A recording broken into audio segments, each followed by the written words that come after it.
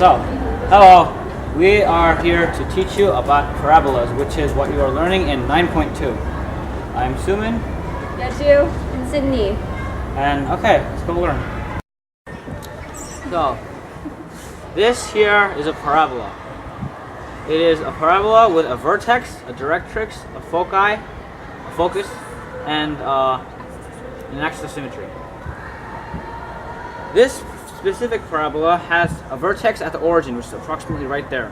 And if we were to draw an x-axis and a y-axis, the x-axis would go like this, and the y-axis would go like this. The equation for a parabola like this, which is a vertical parabola, would be x squared equals 4py. Now you're probably wondering, what is p? Well, I'll explain it to you.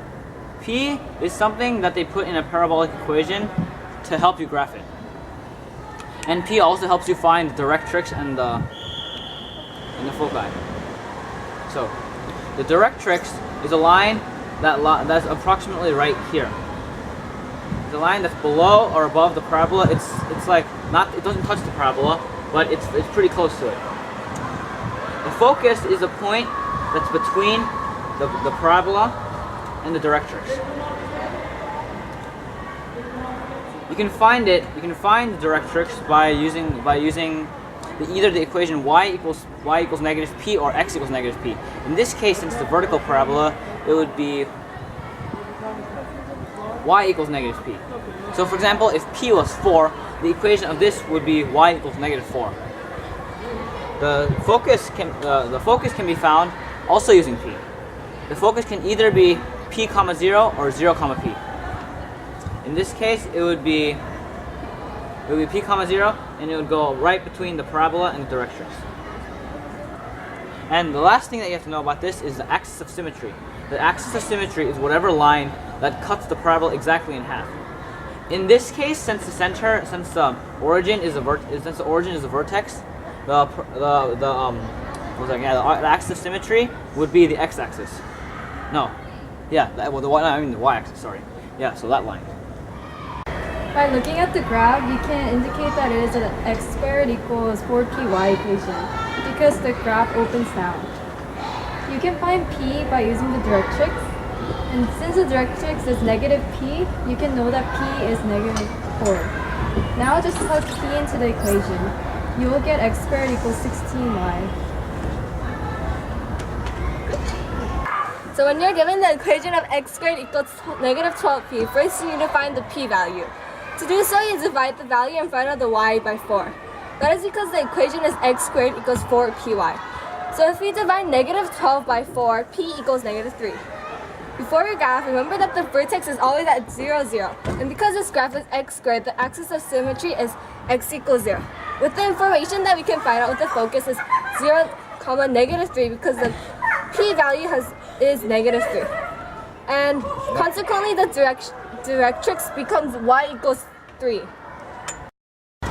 This parabola right here is different from all the past 3 examples. You know why? Because this one goes sideways. Up and down, it goes sideways.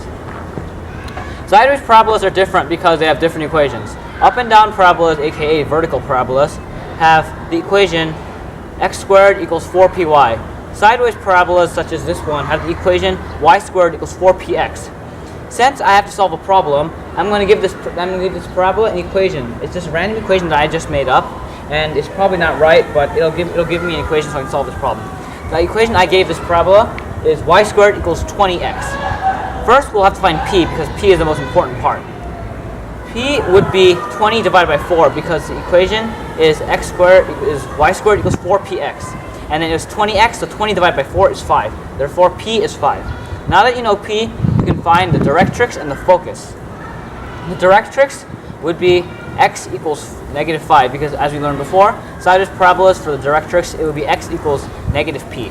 And since p is 5, negative p is negative 5. So it would be x squared equals negative 5. X equals negative 5, sorry. And then we need to find the focus. In this case, since the parabola is going sideways, the focus would be p comma 0. So in this case, it would be 5 comma 0. So basically, it's positive on the x-axis, and it's at 5. Not negative 5, but positive 5. And last, there's the axis of symmetry. Since the axis is right here, 1, 2. The axis of symmetry would be the y-axis. That. And that's the problem.